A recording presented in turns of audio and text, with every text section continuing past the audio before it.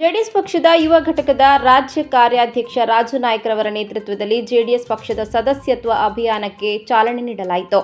ಕೊಪ್ಪಳ ಜಿಲ್ಲೆಯ ಗಂಗಾವತಿ ವಿಧಾನಸಭಾ ಕ್ಷೇತ್ರದ ಆನೆಗುಂದಿ ಗ್ರಾಮದಲ್ಲಿ ಚಾಲನೆ ನೀಡಿ ಮಾತನಾಡಿದ ಅವರು, ಗಂಗಾವತಿ ವಿಧಾನಸಭಾ ಕ್ಷೇತ್ರದಲ್ಲಿ ಮುಂಬರುವ ಜಿಲ್ಲಾ ಪಂಚಾಯತ್, ತಾಲೂಕು ಪಂಚಾಯತ್ ಚುನಾವಣೆ ಬರುವುದರಿಂದ ಈ ವಿಧಾನಸಭಾ ಕ್ಷೇತ್ರದಲ್ಲಿ 20,000ಕ್ಕೂ ಹೆಚ್ಚು ಸದಸ್ಯತ್ವ ಮಾಡುವ ಗುರಿಯನ್ನು ಹೊಂದಿದ್ದೇವೆ.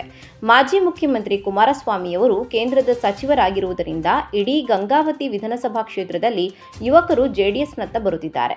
ಮುಂಬರುವ ಜಿಲ್ಲಾ ಪಂಚಾಯತಿಗೆ ಜೆಡಿಎಸ್ ಪಕ್ಷದ ಅಭ್ಯರ್ಥಿಗಳನ್ನು ನಿಲ್ಲಿಸಲಾಗುವುದು. ಅಂದು ರಾಜ್ಯದ ಮುಖ್ಯಮಂತ್ರಿಗಳಾಗಿದ್ದ ಸಂದರ್ಭದಲ್ಲಿ ಕುಮಾರಸ್ವಾಮಿಯವರು ದಕ್ಷ, ಪ್ರಾಮಾಣಿಕ ಹಾಗೂ ರೈತರ ಸಂಪೂರ್ಣ ಸಾಲ ಮನ್ನಾ ಮಾಡಿದ ಕೀರ್ತಿ ಕುಮಾರಸ್ವಾಮಿಯವರಿಗೆ ಸಲ್ಲುತ್ತದೆ. ಮುಖ್ಯಮಂತ್ರಿ ಸಿದ್ದರಾಮಯ್ಯನವರ ನೇತೃತ್ವದ ರಾಜ್ಯ ಸರ್ಕಾರ ಆಡಳಿತ ನಡೆಸುವಲ್ಲಿ ಸಂಪೂರ್ಣವಾಗಿ ವಿಫಲವಾಗಿದೆ ಎಂದು ಹೇಳಿದರು. ಇದೇ ಸಂದರ್ಭದಲ್ಲಿ ಗಂಗಾವತಿ ವಿಧಾನಸಭಾ ಕ್ಷೇತ್ರದ ಜೆಡಿಎಸ್ ತಾಲೂಕು ಅಧ್ಯಕ್ಷ ಕೃಷ್ಣ ನಾಯ್ಕ್, ಜಿಲ್ಲಾ ಅಲ್ಪಸಂಖ್ಯಾತರ ಘಟಕದ ಉಪಾಧ್ಯಕ್ಷ ಖಾಜಾ ಪಾಷಾ, ಎಸ್ಸಿ ಘಟಕದ ಅಧ್ಯಕ್ಷ ಕೃಷ್ಣ, ಸೇವಾದಳದ ಅಧ್ಯಕ್ಷ ಹುಸೇನ್, ಯುವ ಮುಖಂಡರುಗಳಾದ ಬಲದೇವ ಠಾಕೂರ್, ರಘು ಮಹೇಶ್, ಚಂದ್ರು, ರಮೇಶ್ ನಾಯ್ಕ್, ಹನುಮೇಶ್ ಸೇರಿದಂತೆ ಮತ್ತಿತರರು ಸದಸ್ಯತ್ವ ಅಭಿಯಾನದಲ್ಲಿ ಪಾಲ್ಗೊಂಡಿದ್ದರು. ಬಸವರಾಜ ಮಂಡಲ್ಮುರಿ, ಆರ್ಪೈ ನ್ಯೂಸ್, ಕೊಪ್ಪಳ. ಮುಖಾಂತರ ಇವತ್ತು ಚಾಲನೆಯನ್ನು ಕೊಡ್ತಾ ಇದ್ದೀವಿ. ಎಲ್ಲರಿಗೆ ಅನಂತ ಧನ್ಯವಾದಗಳು ಹೇಳ್ತಾ ಇದ್ದೀನಿ.